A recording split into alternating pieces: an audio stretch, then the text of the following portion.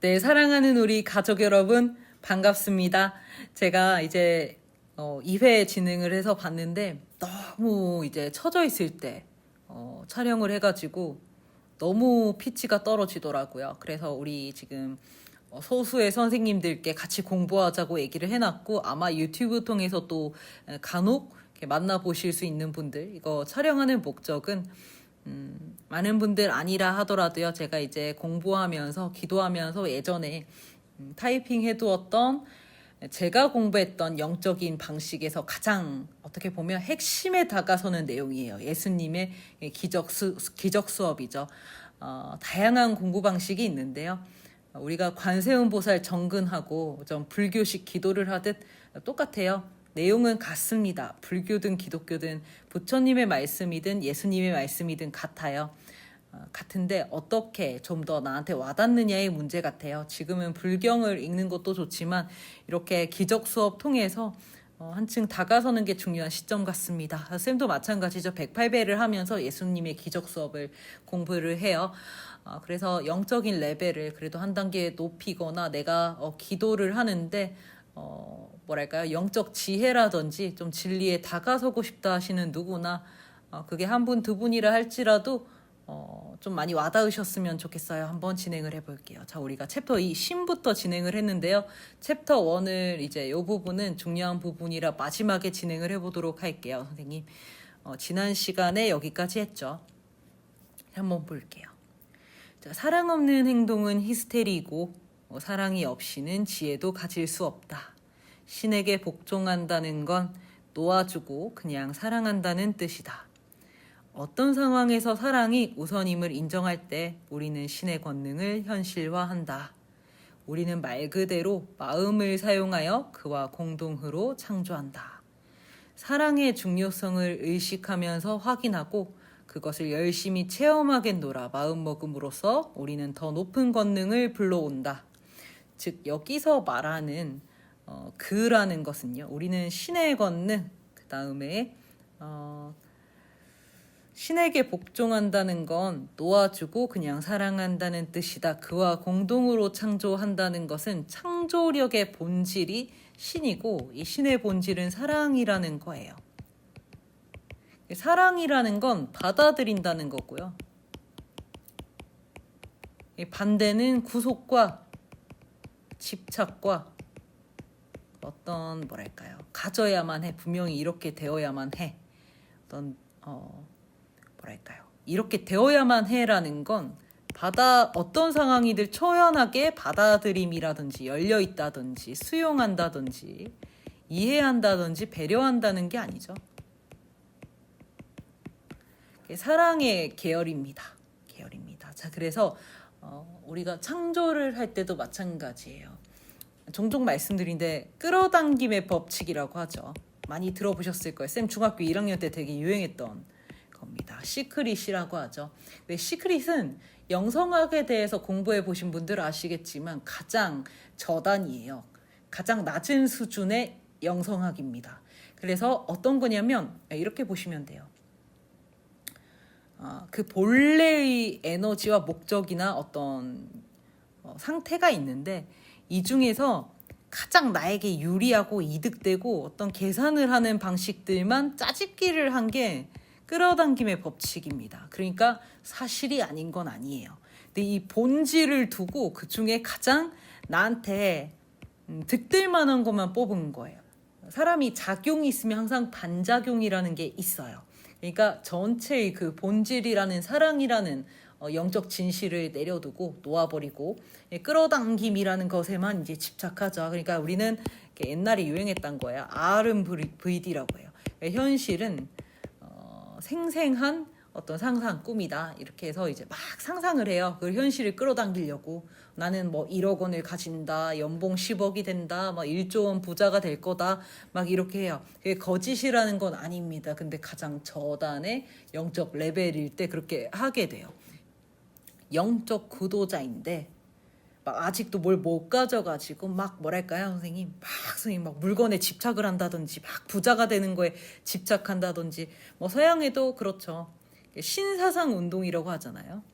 막 뭔가를 끌어당기려고 애를 쓰고, 예수님이나 부처님께 왜 그렇게 어렵게 사세요? 이렇게 여쭤본다면 그분들이 그런 영적 지식, 어떤 뭐랄까요,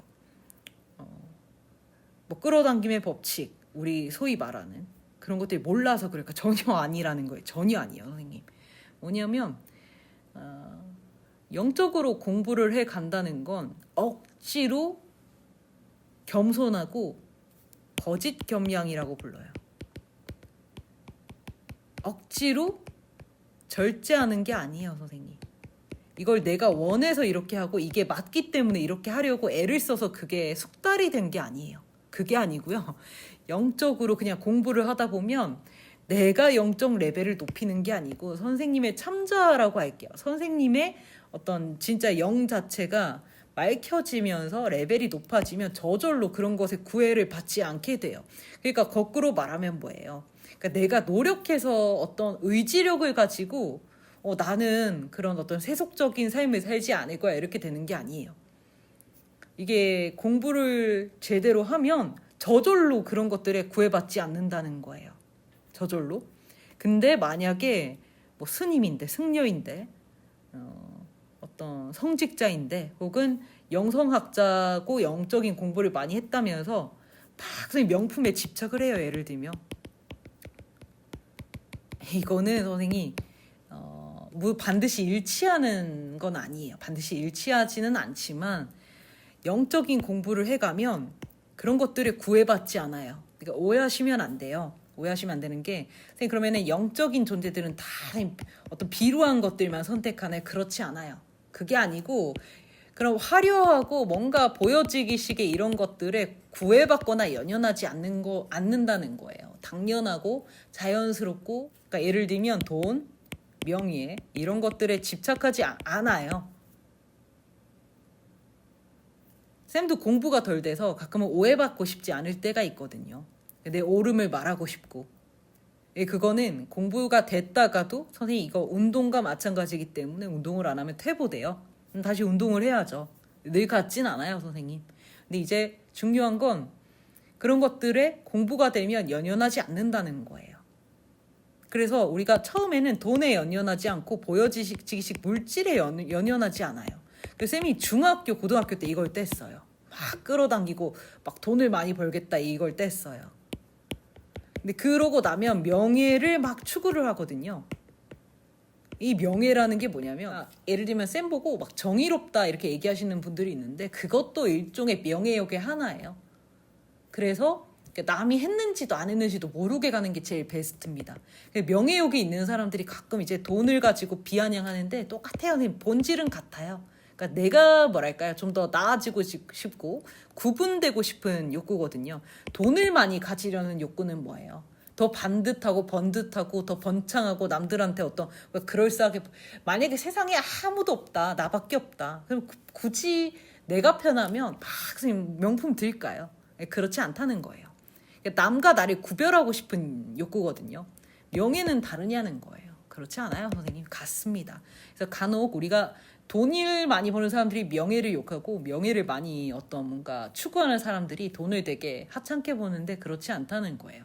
내가 어떻게 보면 가장 교묘한 방식의 영적 아상이라는 건 그러니까 내가 옳고자 하는 욕구예요. 쌤 보고 막 정의롭다 어떻다 하는데 그것도 또 하나의 어떻게 보면 욕구예요. 쌤이 욕구일 뿐인 거예요.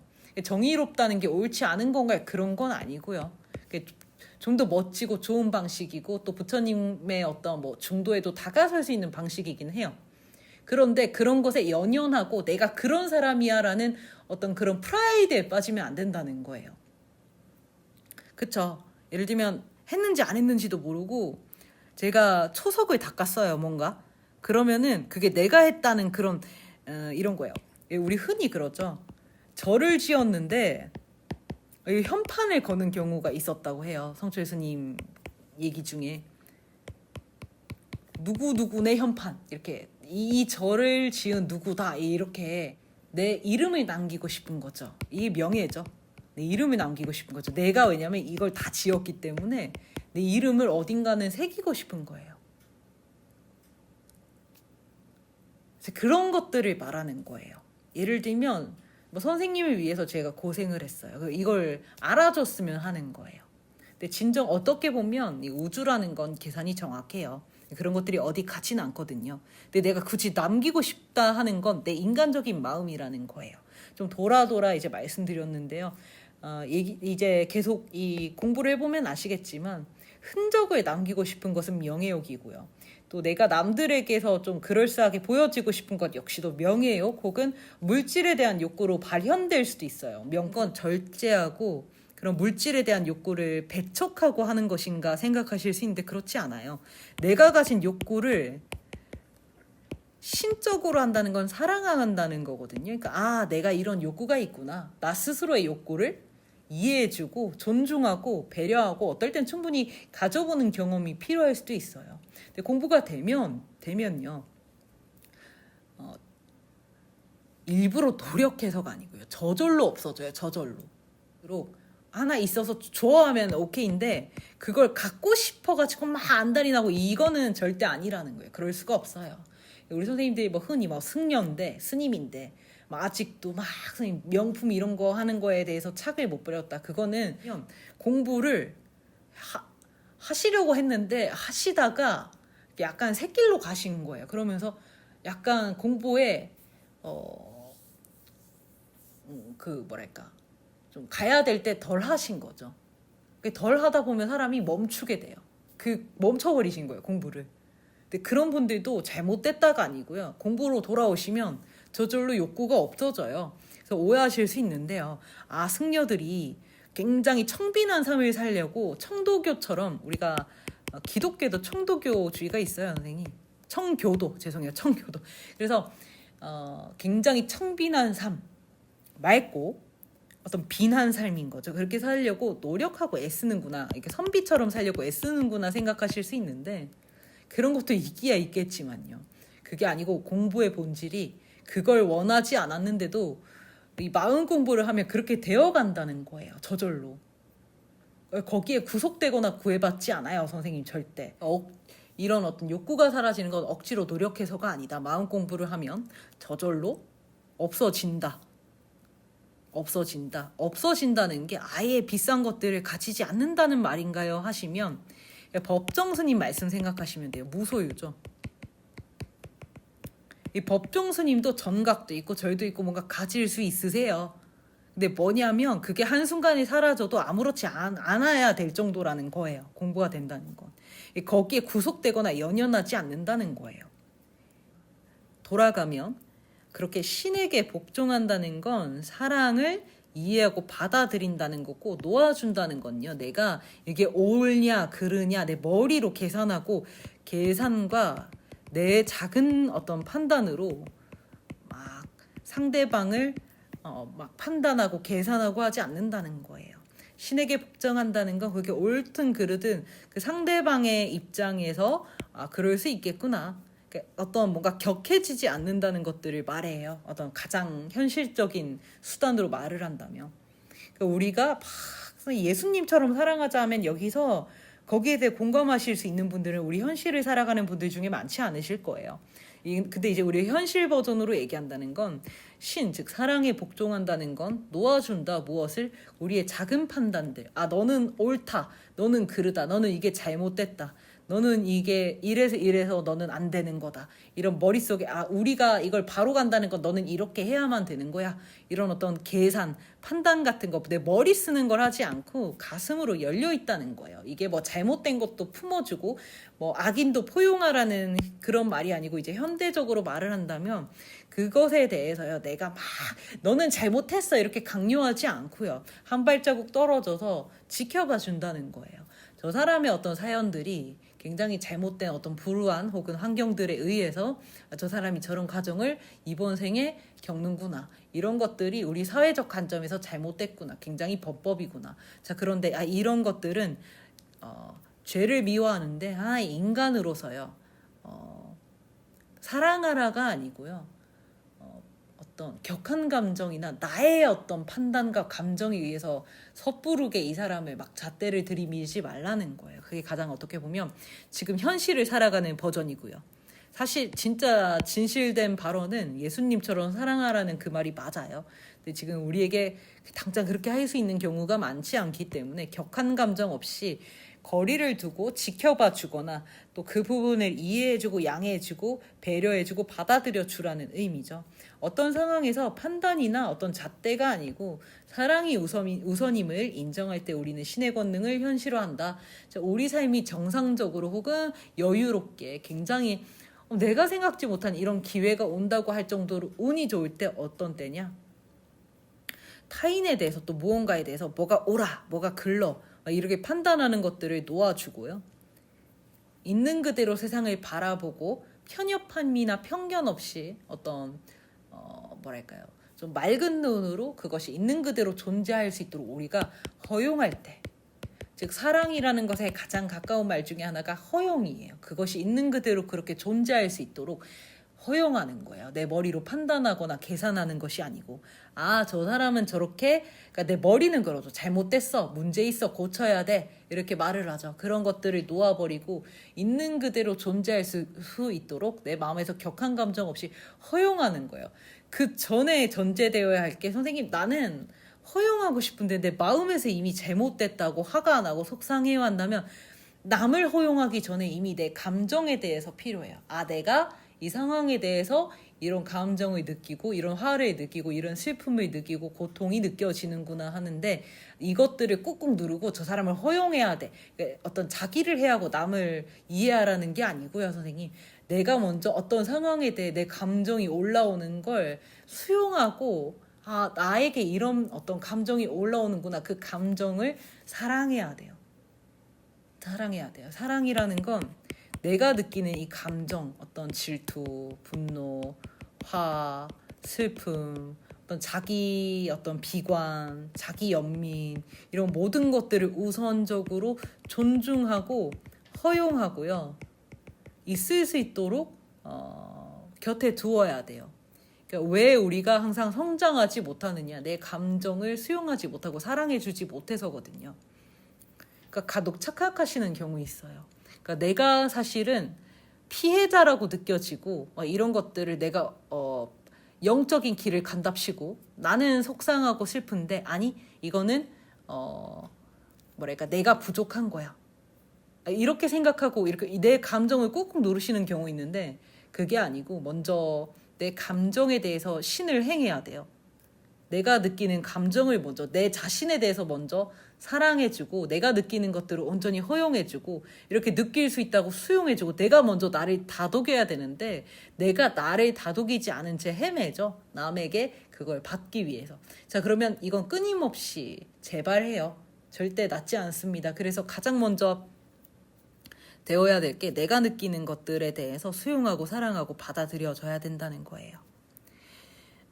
자, 그럴 때 우리가 내 스스로 느끼는 것들을 허용하고 또 타인에 대해서도 허용하고 있는 그대로 존재할 수 있도록 할 때 신에게 복종한다는 것, 즉 판단이 아니라 열려 있다는 거고 존대하고 존중한다는 거고요. 그때 신의 권능이 현실화되는데 만사가 수월해지고 운이 돌아오고 순탄하고 편안해져요. 허용할 때, 허용하면 할수록. 자, 그렇게 보시면 됩니다. 즉 더 높은 권능을 불러옵니다. 자, 여기서 나는 그닥 와닿지 않는데요. 선생님 하실 거예요. 계속 읽어가 볼게요. 어떤 끔찍한 혼란 속에 빠지면 나는 내게 필요한 건 기적, 즉 인식의 변화뿐이란 걸 기억해내고 기도한다. 그러면 우주는 그 기도를 듣고 알았다고 대답한다.